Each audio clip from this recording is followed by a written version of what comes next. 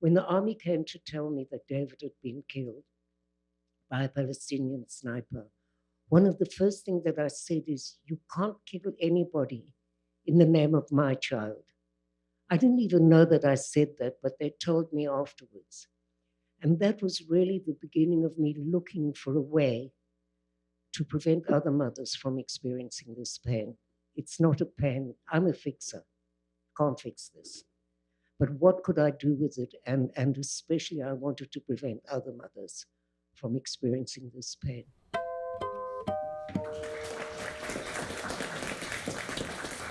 My name is Susan Spurlock. I'm the Executive Director of Ford Hall Forum at Suffolk University. This evening's program is Holding On to Humanity. We are honored to welcome Israeli mother Robi Damelin and Palestinian mother Layla Al-Sheikh, who both lost their son to the conflict.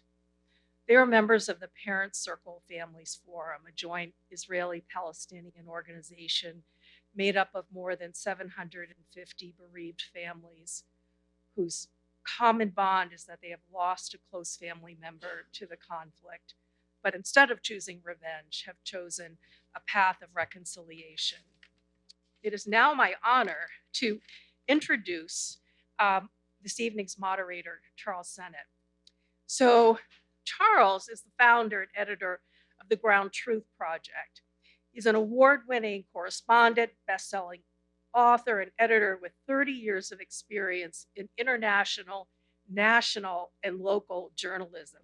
And what Charles is going to tell you is that he has a long-standing relationship with this organization, a deep, deep and abiding respect for this organization. And he will tell you about that in a moment. So he will introduce further our speakers. Without further ado, Charles Sennott. Thank you, Susan.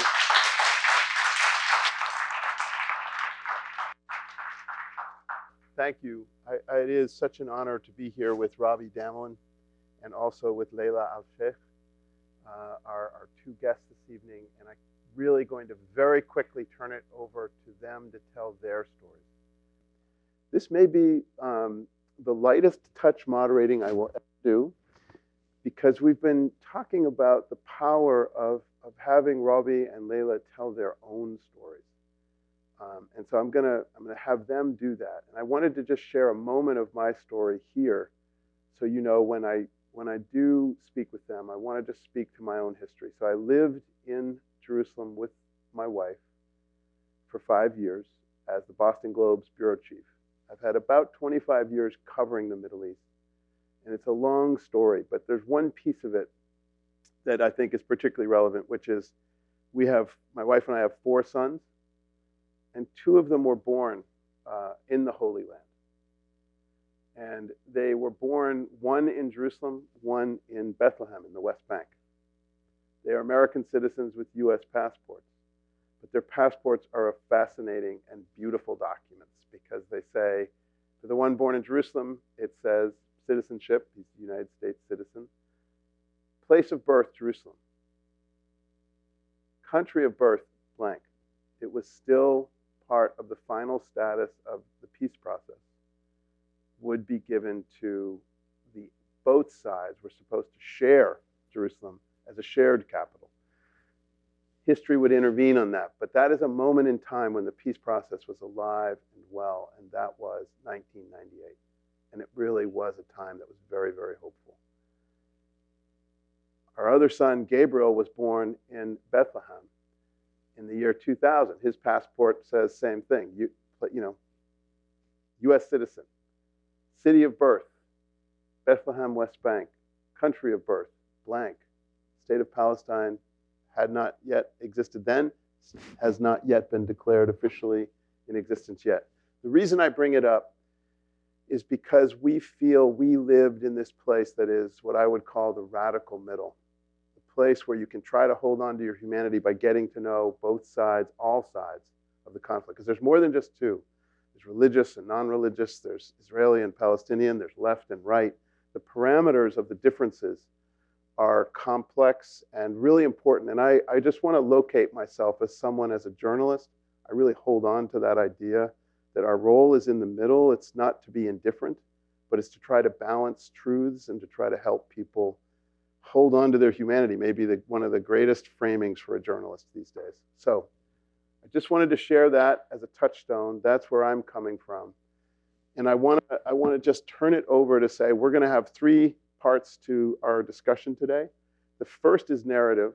The second will be really about the moment we're living in, about how we can talk about the need for ways to get reconciliation and dialogue going. And the third will be the specifics, and we'll watch a short film about the program, the Parents Circle, and we will see the work they do. And listening from the heart is at the key to that. And that is the concept that we want you to come away from here with, listening from the heart. And then we will go to questions. And you have pieces of paper for you to write your questions. I'll remind you again, but that's the drill. You write the questions and then hand them, and we're going to then present them, okay? All right, well, it's been even a little bit today. I'm looking forward to hear stories. Layla, Bethlehem, in the area of Bethlehem now, place well. I feel for it. I think of it all the time, and I hope your family is okay. But tell us your narrative. How did you lose your son? First of all, I want to thank you and thank everyone who come today to hear us, to share with them, and to tell them about our work, about our organization, about the situation in general. But maybe before that, I want to say something.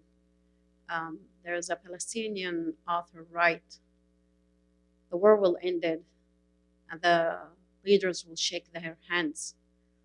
But there is a mother who's still waiting for her son, and a wife still waiting for her husband, and her children waiting for their father. I don't know who sold the land, but I know who paid the price. And we are the people who pay the price. My story started even before I was born. My family, they are from Bethlehem. They went to Jordan because my father, he was a teacher, and he went to Jordan to teach the children in the camps. My father, by the way, he was one of the Fatah fighters in the beginning, and then he quit, and then he became a teacher. So after that, the war was started in 1967, and at that time, the Israeli government take a decision not to allow any Palestinian to return back to Palestine. So my parents, they lost their citizenship as Palestinian. So because of that, I was born in Jordan. But my father always told us many stories about Palestine and about his childhood, about his relative, everything. So I love Palestine from what I heard from my father.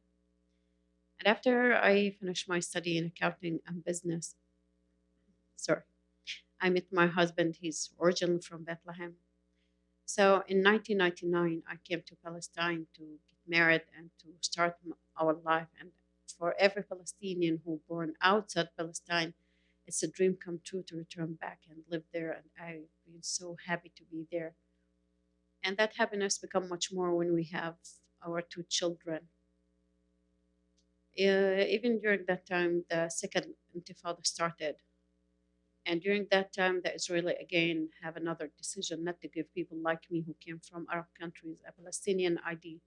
So that meant I should stay most of the time at home because I can't go freely from place to place.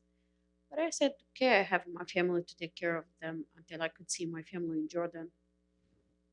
But that happiness was ended 11th of April 2000, 4 o'clock in the morning when my son, his name Qussay, woke up in very critical condition because at that night the Israeli soldiers came to our village and they threw tear gas. And because he was too young, his lungs couldn't hold that. And because the treatment in our village at that time wasn't good enough, we tried to take him to a hospital inside Bethlehem. But the soldiers prevented us and stopped us more than 4 hours. And because of lack of treatment, at the end of the day, he died. And that was so hard for me. First of all, as a young mother, and my family wasn't there, and the whole situation was so hard for me. I felt that my heart was smashed that day. And until today, I always felt there is piece of my heart and piece of my soul missing. But the first, or one of the things that I think about, that I will never take revenge, because revenge will never bring my son back. And if I will take revenge, maybe that will bring another innocent people to this cycle of violence. But I have another decision, that I don't want to have any relationship with any Israeli person, because for me, all of them were responsible about his death. And I thought, after time, maybe my life will return back again like the same, but nothing will remain the same. Everything becomes so different for me. Even me and my husband, after his death, we didn't spoke about him, because that even so hard for me when I spoke about him and remember that he's under the ground. So the time passed, and after 16 years, I met one of my friends that I didn't saw for a long time, and he started to talk to me about the parent circle and how he joined. And I stopped him and I said to him, "Are you crazy? You know what happened to my son?" And then he said, "I want to ask you a question. Why until now you didn't tell your other children about the story of their brother?" I said, "Because I didn't want them to be part of this cycle of violence. Because if they know, maybe they start to think to take revenge, and I'm not ready to lose another one." And then he said, "So maybe this will be a good chance for you, and not just to protect your children, maybe other family." To be honest, I thought that he's crazy, and he imagined that, because in my life I didn't heard about this kind of organization. So he kept calling me and talked to me about the parent circle. And every time he called me, I take the phone like that, because I didn't want to hear anything.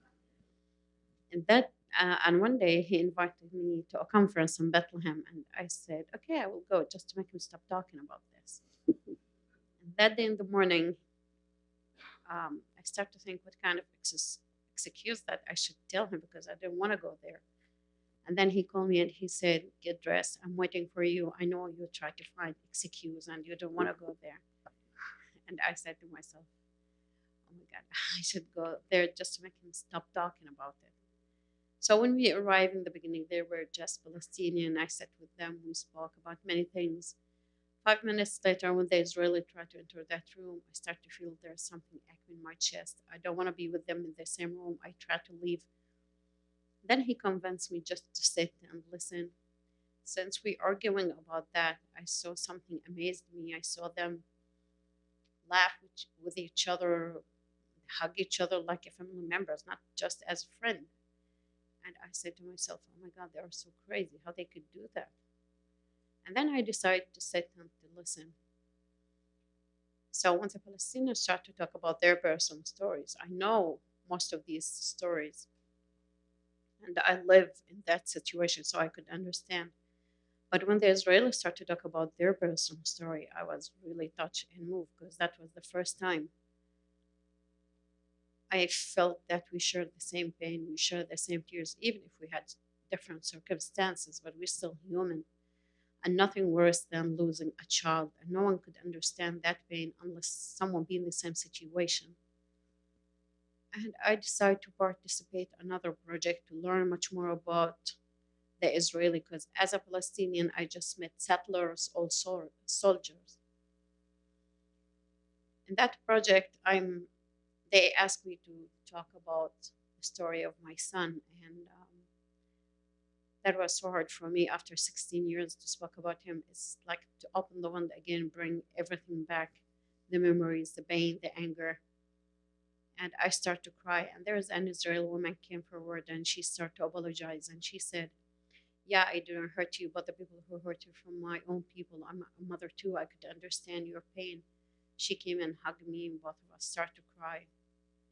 Then I decided to be a member on the forum and started to give lectures at Israel, Palestine, traveled around the world to spread the message of peace and reconciliation. And I thought, that's it, and everything will be great. And I finished everything, but life didn't leave me alone. Like 2 years ago, I've been with Robbie in Jerusalem with other NGOs, and after we spoke about our personal stories, there's an Israeli man who stand up and he started to talk about his personal story. I know him like 3 years ago. He's one of the people that I know, but that was the first time I listened to his story. And then he mentioned that he was a high officer in the army and he served in my area.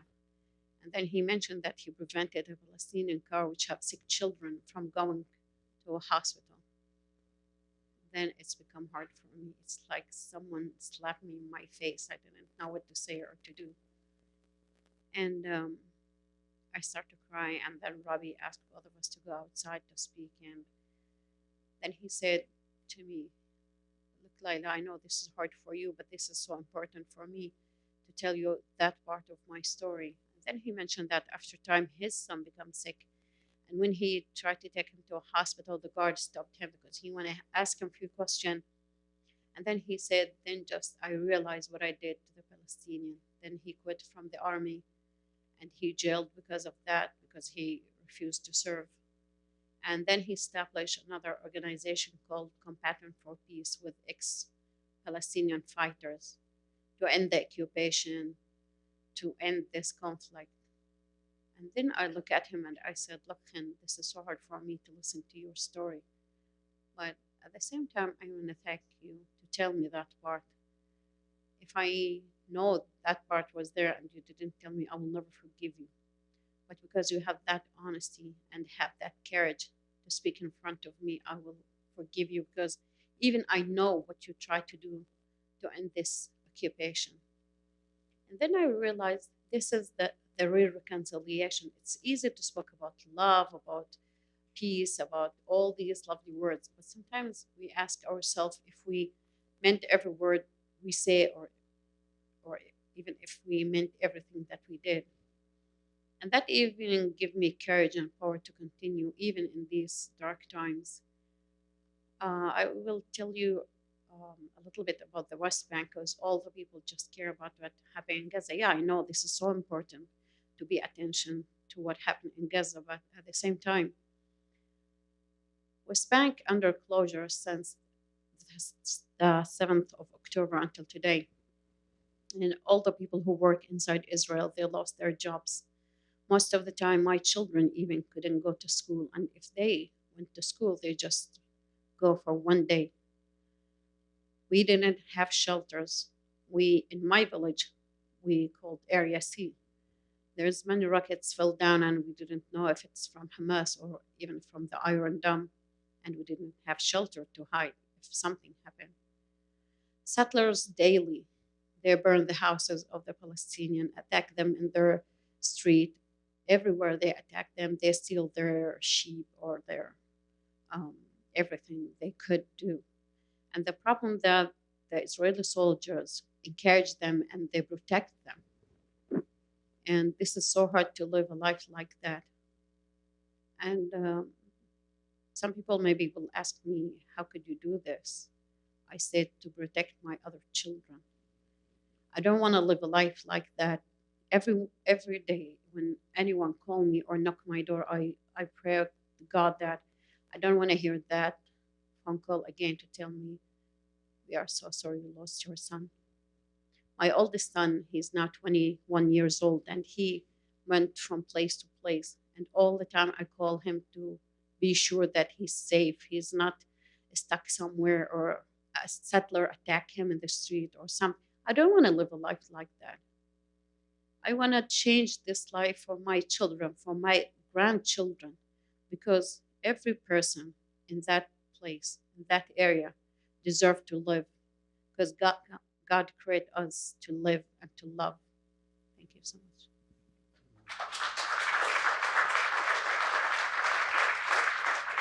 Thank you.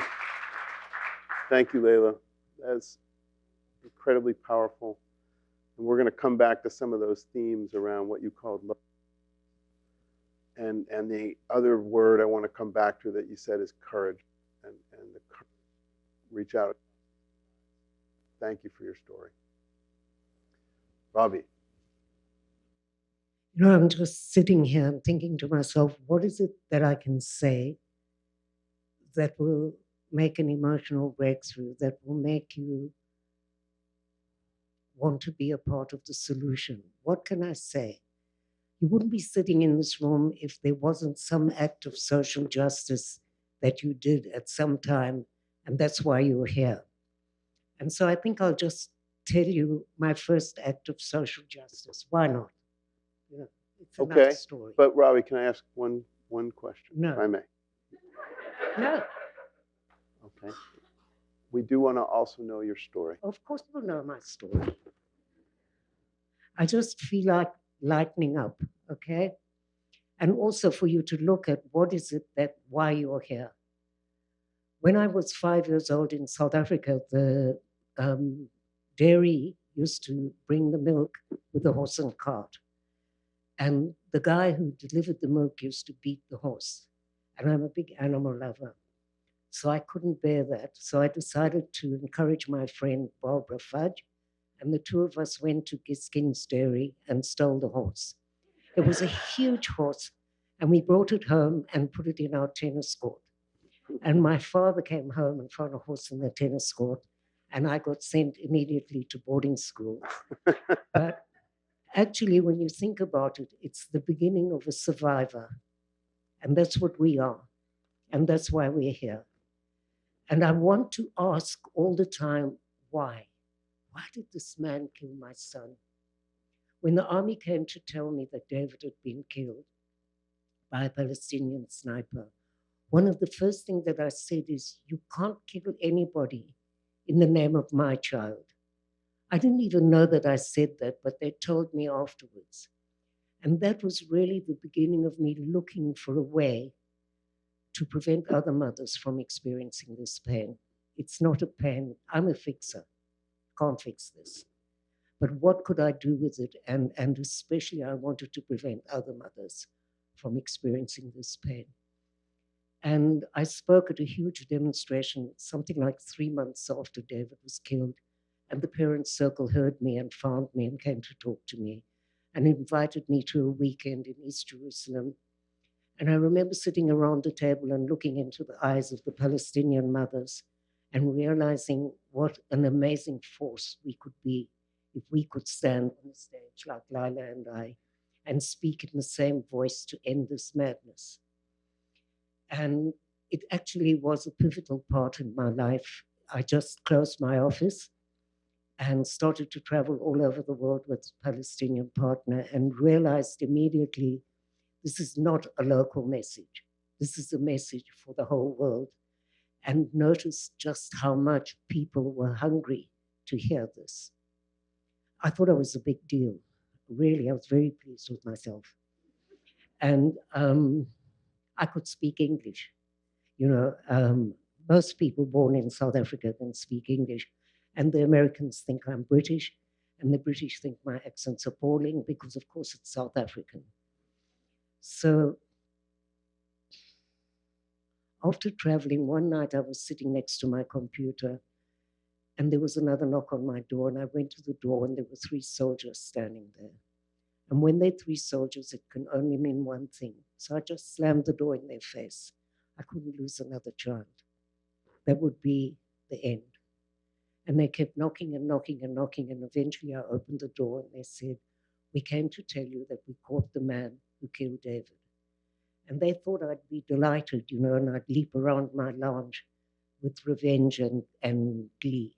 Of course, this was the most difficult thing that could happen, because now I had to look to see if I mean what I say. You know, you can, what Layla said, go around the world talking about love and reconciliation and peace and all these charming words, but do you actually mean it? And where is your integrity if you're not willing to walk the talk? So I didn't sleep for many, many nights. And one day I just decided to write a letter to the parents of Thaya. That's the name of the man who killed David. And 2 Palestinians took the letter. And in the letter, I told the parents about the Parents Circle, that we have now 750 members, because many have joined since the 7th of October. and that I told them about David, and I told them about our vision, which is to create a framework for a reconciliation process to be an integral part of any political future peace agreement. We've all stood on the lawn at the White House, hugged each other, ate hummus, and then the people had nothing to do with it. So all the work that we're doing on the ground for the Parent Circle is geared towards that vision. I also told him about David. He was a student at Tel Aviv University. He was studying for his master's in the philosophy of education. He was part of the peace movement. He was part of the students' uprising. Can't imagine where he got that from. And he was this lovely kid, who didn't want to serve in the occupied territories. We must begin to understand the dilemma that a young man faces about whether he should go to reserves or not, whether he should serve. And he said to me, he came to ask me what to do. And I, of course, didn't want him to go. But he said, what will happen to my students? He was teaching philosophy to young kids who were going to go to the army the next year. And if I don't go, what will happen to my soldiers? He was the officer. So you see, you don't know. And I only understood about 3 years after he was killed. I went to the American embassy, and there was a Palestinian sitting in the audience, and he kept looking at me. And I knew he wanted to say something, but often bereaved people don't know what to say to bereaved people. So they just, run away. It's hard. Actually, my advice to anybody who comes close to a bereaved person, just keep quiet and be there. In any event, I asked him, what? And he said, I want to tell you that the day before your son was killed, I drove through that checkpoint. And this very tall young man came to talk to me. And he said, I have to look at your papers. It's my duty. I'll do it as fast as possible. And they got into a conversation. And he said, the next day when I heard your son was killed, I was so sorry. That's the essence of the work that we're doing, because he saw the humanity, they saw the humanity in each other. I also told the parents of Thaya that we owed it to each other to meet. We owed it to our children and grandchildren. And I'm not a very patient character, as you already have experienced. And I'm sorry that we bullied you. I will say that from the stage. He didn't bully me. So I expected to get a letter back from the sniper within days. Of course, I'm going to the post office, and I'm very pleased that I'm going to get this letter. Of course, it didn't come. It took 3 years. And then he sent me a message over a website in which he said that I was crazy and that I should stay away from his family and that he killed 10 people to free Palestine. But you see, I knew from his parents that when he was a little boy, he saw his uncle violently killed by the Israeli army in front of him. And he lost 2 further uncles in the second uprising. It was a path of revenge, in my opinion. He was not affiliated to any political party. He chose to go to the Fatah part of jail.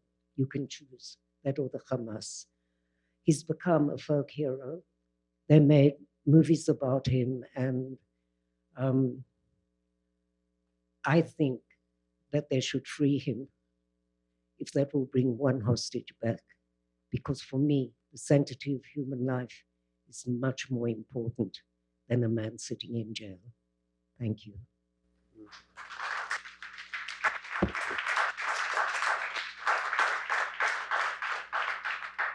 Thank you, Robi. I want to set the record straight. You've never bullied me. You were just very clear that, for very good reason, how important it was to you and to Layla. And do you prefer Layla or Lila? How do you pronounce it? Layla. Yeah. I would say that both of you have told your stories so beautifully, and thank you for doing that. Thank you for sharing these stories. You have incredibly important stories to tell that are about courage, that are about crossing the line. And I know I speak for everybody just saying thank you, because these days we need that. We have to find the people who have had the courage to do that. And I love that both of you said you did it for your other children, for your grandchildren, so that this would stop. And I have a touchstone with the Parent Circle that came in 1999 in Gaza, seeing the Parent Circle at work and seeing Frankenthal, who I think was one of the earliest members, the founder, and watching him have his own courage and tell his story.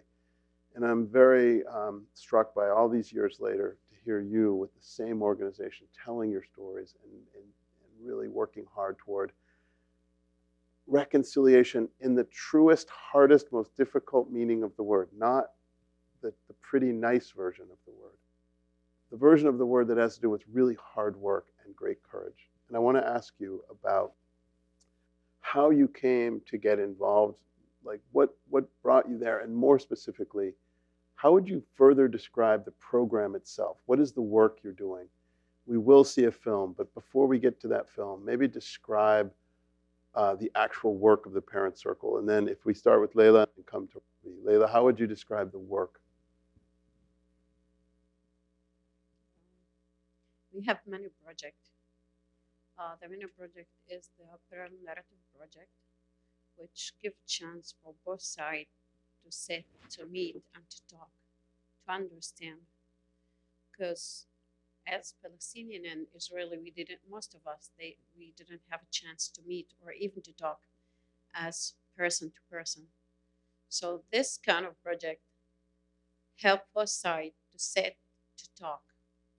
Like we met for 8 times.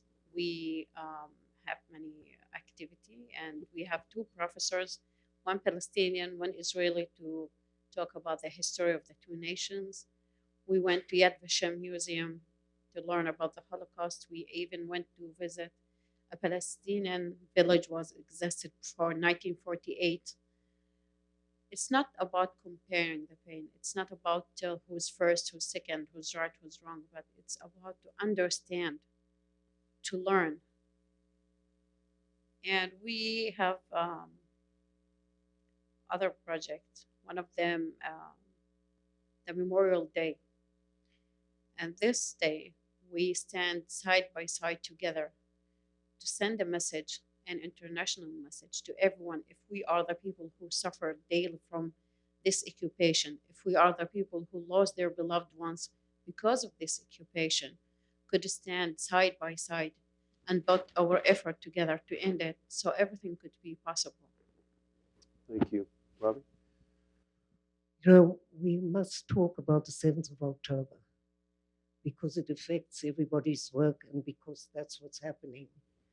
And for me personally, it was like almost my reaction was very similar to when David was killed, that I have to change the world overnight.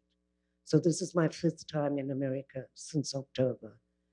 And I've been to Italy and London and all over the place, you know, and Germany. And I kept asking myself, how does this happen? How could it happen? October the 7th wasn't the beginning of the story. It's been going on for a very, very long time. And I think about a little kid who grows up in Gaza. What kind of life is it for a person who every 2 years there's a bomb, there's no shelter? He watches his mother running away where she has nowhere to run with his siblings. He has no freedom of movement. He has no hope. So what kind of adult comes out of that? And then you look at the kids who grew up on the kibbutzim, you know, this idyllic life, and they had rockets. I can tell you rockets are not fun. I had many, many rockets outside my house, but I'm a bit deaf. So the cat runs into the safe room, so I know that there's a siren. Jokes aside, it's a horrible feeling. I can't tell you what it's like, so I couldn't imagine what it must be like in the towns like Sderot and Ashkelon and Ashdod for kids who from very small age have been exposed to rockets and they're wetting their beds at the age of 12. And so what kind of adults will they be? And so our work is so cut out. There are so many bereaved families. I'll tell you one little story about these beautiful families that have joined the Parent Circle since the 7th of October. We had a women's meeting. You know, we can't meet now because of the closure. So it was just for the Israeli women. And there are two sisters whose parents burned to death on the 7th of October. And their whole house was burnt. The mother was an artist. But the fire just stopped at the steps of her studio, which is quite extraordinary. And the mother used to make spirals, mandala, you know, these spirals. And she collected rocks from all over the world.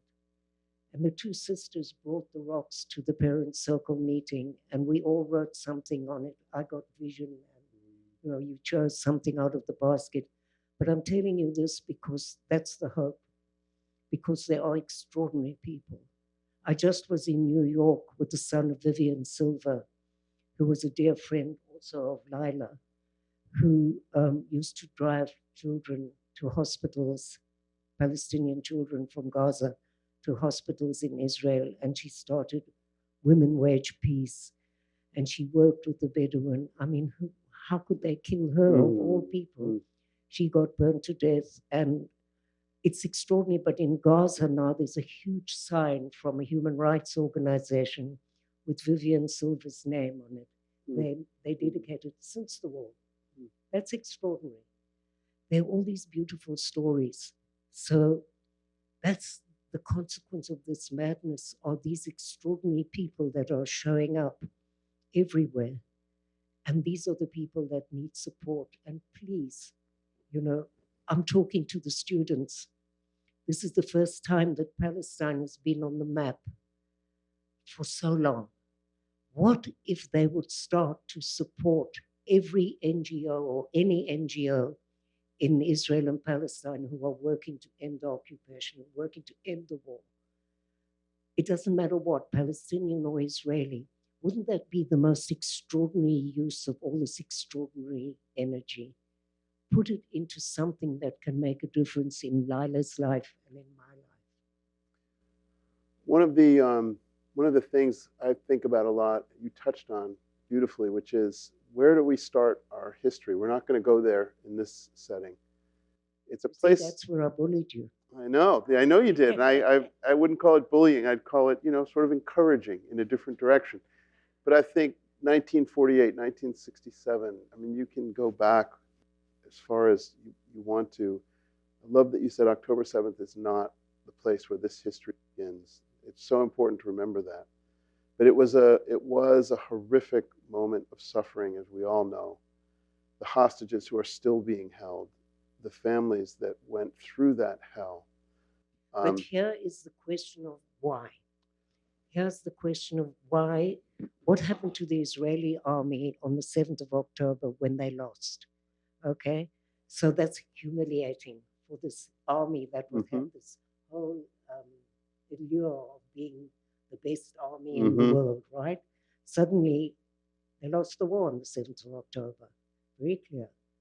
And then they couldn't have a wonderful Entebbe-like rescue of the hostages. So that creates revenge. And a lot of that behavior, this terrible behavior, is coming out of that humiliation. Yeah.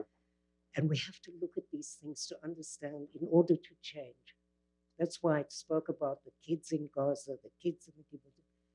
If you don't change the circumstance, it's just a repetition all the time. I completely agree. Thank you. To sort of say that cycles of revenge, the humiliation that the Israeli forces suffered for not seeing this horrific attack coming, not reading it. I can't imagine what it's like inside there. The families that we have watched under bombardment, more than 40,000 people, mostly women and children killed. The thing that I think all of us struggle to do is hold on to our humanity title and to say, there is a place where you hold the suffering of all sides in your heart. You try. And I think that's the purpose of today. And the title is so beautifully named that to say the actual practical work of this listening from the heart. And I want to shift now to the film. First, no. Oh, okay. Now you're bullying, but go ahead. I want to tell you how this happened. Because how did we start listening to the heart? How did we start listening from the heart? Yeah. For we had thousands and thousands of people turning to us to ask us to come and do this kind of meeting. It was impossible. Mm-hmm. If the World Bank has to ask me to come with a Palestinian partner because the Jewish staff are not talking to the Muslim staff, that's pretty pathetic, I would say. But fortunately, Georgetown University is in Washington. They have been our mentors for many, many years. And so we asked them if they could help us create an online education program to be used in synagogues, churches, universities, campuses, high schools, you name it. If they could help us with this. And yes, we filmed 3 dialogue meetings with question and answer, and Georgetown helped us create a manual so that for the facilitators, so that if you want to use this in a classroom, for instance, you have all kinds of processes to after and before you use the actual clips. And then we met with the Teachers Union, the Federation of Teachers, and we went to Texas. I don't know, I wouldn't have believed I would go to Texas, something I always wanted, but not very much. And they endorsed this program, so it's wonderful. It can go to public high schools. And this is a little clip which will give you an idea of what it's all about.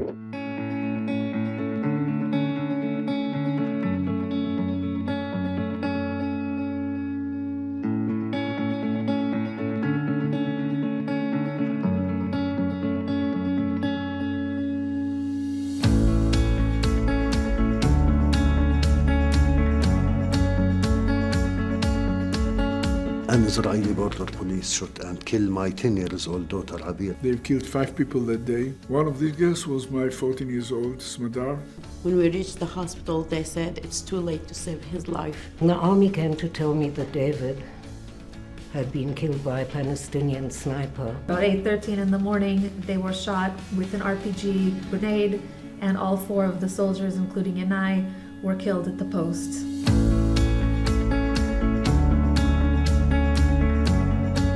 I heard the stories of the Israeli and how they lost their beloved ones. That was the first time I looked at them as a human like me.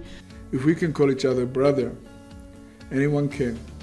Anyone should. I wanted to do something to prevent other mothers, just like you and me, from experiencing this kind of pain.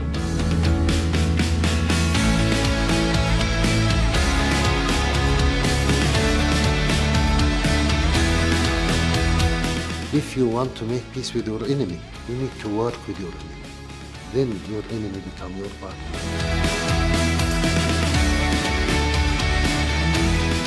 I'm here and I'm in terrible pain at the loss of my son, but I also see your pain. What do you think about the international reactions to the violence in Israel and Palestine?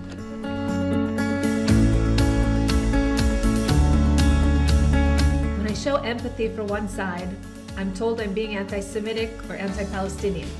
How should we deal with that?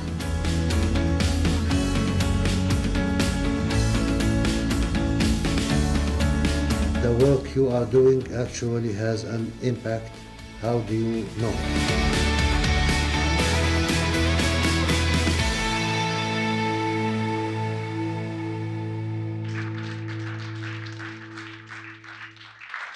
So I do want to just underline all of those chapter headings of modelize a humanized dialogue, diffuse tensions and polarization, cultivate understanding, challenge binary thinking.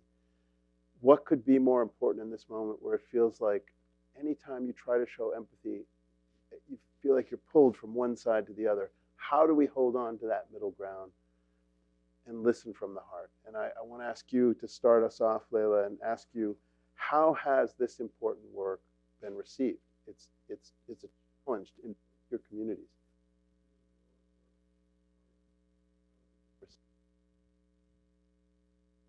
For me, from my side, like my husband, my family-in-law, they encouraged me from the beginning, because even after the death of my son, I have health issues, and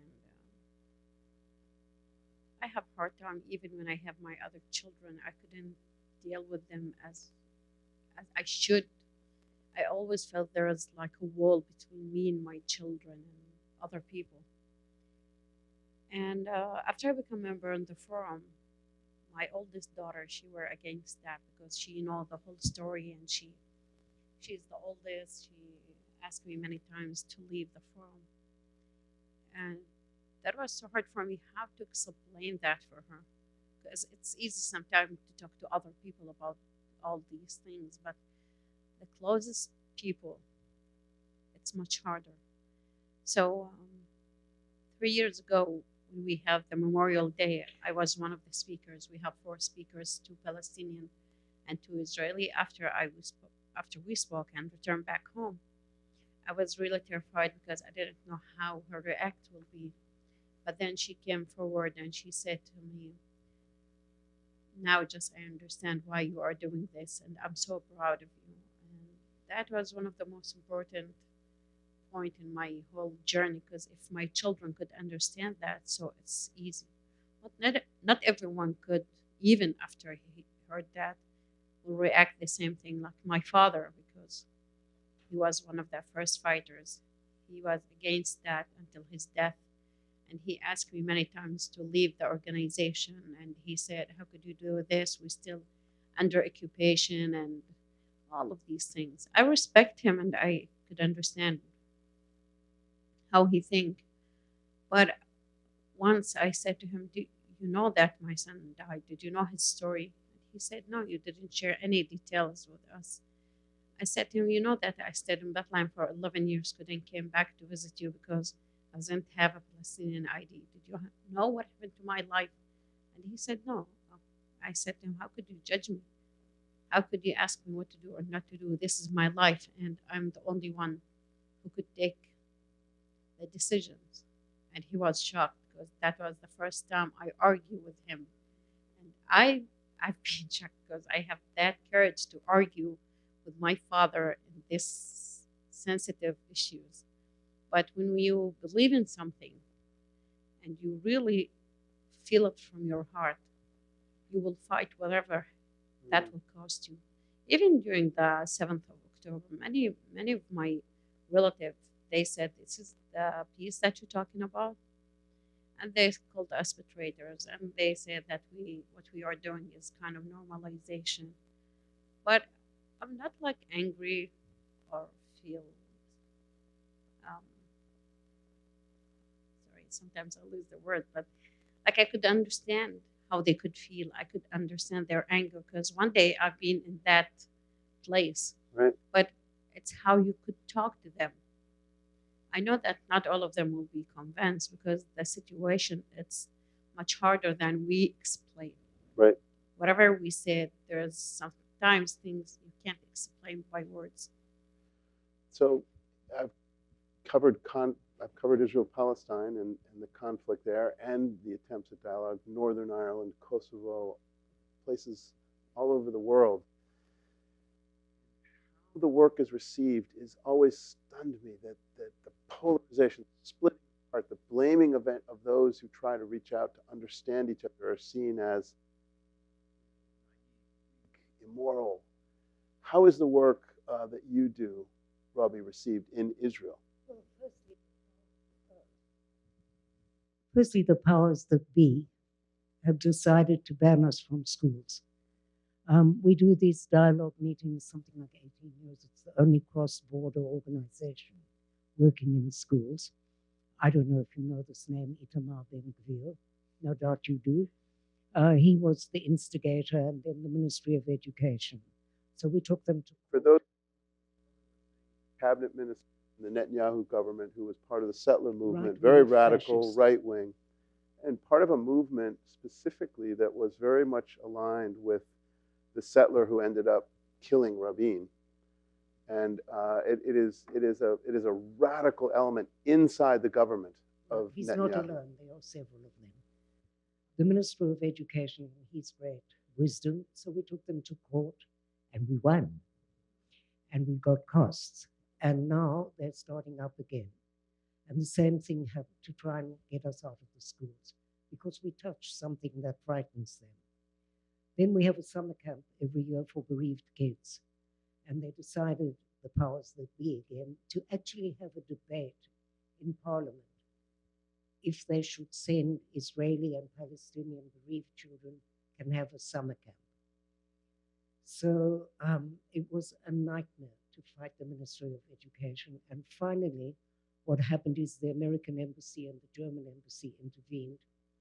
And we have the summer camp. And I can tell you, all my grandkids have been to the summer camp. And the little one, who's really quite spoiled, I hope he never hears this. You know, I've taken him all over and he's really a lovely, lovely kid. But he's done a lot of stuff that a lot of kids would like to do. And he said to me at the end of the summer camp, Safdus, this is the best week I've ever spent. And I wanted to know why. I always wanted to understand. Mm-hmm.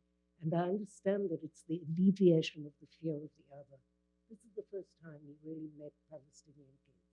Mm-hmm. And they're just the same. This year, because of the closure, we didn't, and because the kids were very angry with each other after the 7th of October, as you can imagine, because if you watch the Palestinian news and the Israeli news, that's like a parallel universe. And so all of them were watching and they became very, very angry. And they wrote very ugly things on TikTok and all these ghastly social media platforms. And what happened in the end was we had uninational meetings with them for a long time, for several months. And then they finally said, okay, they'll meet on Zoom. And that didn't go very well. And then the next time they said, okay, we played the put yourself in the shoes game of the other. And that kind of broke the ice. Then they said they want to meet, but we couldn't. So we took them all to Cyprus to heal. It was incredible. It's so important to have this contact all the time to understand. Can't be a temporary high. Yeah. And I think both of you are sharing this, that it's not been easy. This is really difficult. This is, you're being attacked for doing the work of trying to find. It's not only that, it's much deeper than that. You know, the 2 days after the war began, we had our first staff meeting. We have 2 of everything, like there are 2 directors. And by the way, we have 2 women directors. Clap for that.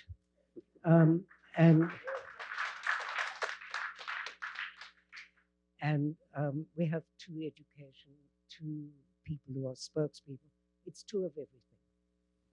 And it was a really difficult meeting because this was the test, again, from seeing the media from both sides and not, you know, could we listen to each other with empathy even if we didn't agree? And that was incredible. Mm-hmm. And we have continued the work ever since, and only 3 families have left. And we have many new families, unfortunately. There are a couple questions here that go right into this part of the dialogue, and I want to share them and thank those of you who put forward questions. Thank you. They're really good. And there's one that's sort of right on the topic here from Rebecca Riccio, I'm pronouncing that correctly, from Northeastern University, about do you face criticism from your own people? You've answered some of that. But I love this part of the question is, how do you deal with that? Layla, how do you deal with that sense of being criticized for the work you're doing as a bereaved person? I mean, there's a kind of quality of difficulty there that's very hard to understand. How do you deal with that? I answered that question already. Tools, I'm saying, like the actual practical sense of how do you talk about how you deal with it within your own. What about in the larger sort of collective of how you're talking with other Palestinian It's people? the same because we are not like politicians. We are not academic. We just spoke from our heart. We spoke like any other people could spoke. So Yep. like when you spoke to children or when you spoke to adults or doctors, everyone who could understand what you are talking about. And I will never ever think that anyone will hurt us. He will remain the same. Even if you ask me about the tools, I don't know. I Yeah. don't know what kind of Okay. tools, because I I just speak. the question already. Hey, you've taken up There pieces is a of kind answer. of rhetoric of peacemaking. You know, I've got a tongue like a viper, as you may have already experienced, and it doesn't work. It just simply closes people down. And you learn over the years how to listen with empathy and how really to listen. And I was in San Diego and I was doing a workshop in a classroom. And these kids obviously didn't get on with each other. And I decided I'm not interested in Israel Palestine. This class is awful. And so I asked them to come the next day and all tell me why their grandparents came to America. You can't imagine, it's all about storytelling. You can't, even the hardest of hearts can't resist to listen to a story like that. I'm not saying they become Gandhi, okay? But there is an emotional breakthrough in listening to a narrative that is so painful. But you have to learn how to talk. Yeah. And I could give you a million examples, but we don't have time. Speaking of more minutes, okay. I just want to say the questions are so good. They keep coming to me as you're already mid-process answering them. And there's a sense that the audience is very in tune with the challenging parts of this dialogue. But Chris Regan, a student at Suffolk University, wanted to know about this specific topic. What do you say to those who believe Israelis and Palestinians cannot have peace, that they cannot? Layla, maybe just a minute or so from each of you on that very hard thing. What do you say to those who tell you it's not possible that Israelis and Palestinians cannot have peace? And maybe both of you a short answer, and then there's one other question I'd like to get to. There's nothing we could say it's impossible. Everything could be possible. If we look to the history of other kind of nation, after many, many years, they have peace and they have solutions, like Northern Ireland. Like, who could imagine that a German ambassador will be in Israel or an Israeli ambassador will be in Germany? So if you looked at these stories, we could believe that there's hope. When or how, we didn't know. But we can't stop our work until something happens. We are not the people who will decide what the solution will be, but we are the people who could talk to each other, because we are the people who suffered daily from this, not the politician. The politician, when anything happens, they will take their family out of the countries and they will leave us. Okay. You guys are good.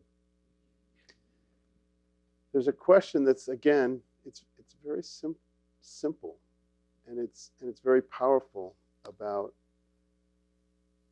how do you hold on to hope? And I know you just answered some of that, but we mortals here, the ones who are trying to look at you and see courage, are also losing hope. I would share, if I could, just one piece of this, which is journalists in Palestine and in Israel are also dying at horrific numbers. The number of journalists killed in Palestine is the highest number of journalists killed in any year of recording the deaths of journalists.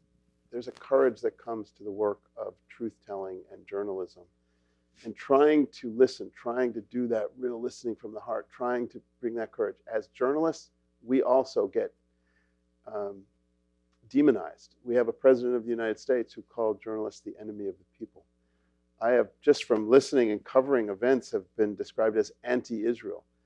When I was covering the horrors of ISIS, we were described as Islamophobes. And I just want to honor a dear friend, Jim Foley, who worked with me at Global Post, who was horrifically tortured and murdered by ISIS. If you don't know his story, Colin McCann wrote the book on the circle, but also worked with Diane Foley, Jim's mother, on an amazing book called American Mother that gets at this notion of this what it takes to have the courage to reach out. And Diane's courage was to meet with the ISIS fighter who was part of the torture and killing of her son. That kind of courage comes with tremendous pushback, and it can feel like you are really under attack. And I bet everyone in this audience at a dinner table with friends or in a classroom on a campus, we've watched college campuses just torn apart by this. We've watched how families are divided over these issues. And I think we are all looking from the point of view of the communities, those who are not necessarily the bereaved. What advice do you have for us? What advice do you have for this audience about how to hold on to hope? You know what? It's ironic. What am I doing here? I have to bring you hope? Don't you think it should be the other way around? You don't have to, but we sure would appreciate it. No, I just find it rather strange. Yeah. You know, that I'm Fair thinking enough. about. Yeah, sure. Yeah, thank you. You're right. But I'm still going to ask you. I think I gave you so many tips about how to handle students, about how to listen. I don't have the monopoly on the truth. Okay. No, none of us do, but you have given us great gifts here, and thank you. But Layla, what advice would you have for those of us who are sort of mere mortals trying to hold on to this hope in our own lives and in places far removed from Israel? For the advice, I will tell you a short story. Okay. The night when my son died, I have a dream about a white dove came and stand on my shoulder and said to me, "Mama, don't cry, I'm so happy." I couldn't stop crying from that day until today. But I understand that he's happy with God because he's just 6 months old. But I didn't understand at that time why he came as a white dove. But when I became a member in the forum, I realized that it was the symbol for peace. Like it was kind of message from God to tell me this is your new mission. And that he didn't want the death of my son went without achieving something. And if God chose the death of my son to protect other people from being in the same situation, I will be satisfied. Maybe this is the hope that I always have, because when I look to my other children, I feel I should do something because I don't want to lose them again. And if you want advice, please don't pro-Israel and don't pro-Palestine. Pro-peace. This is the thing that we need.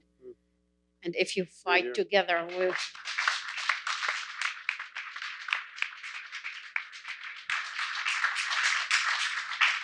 if you fight together about this, that will never help us in any way.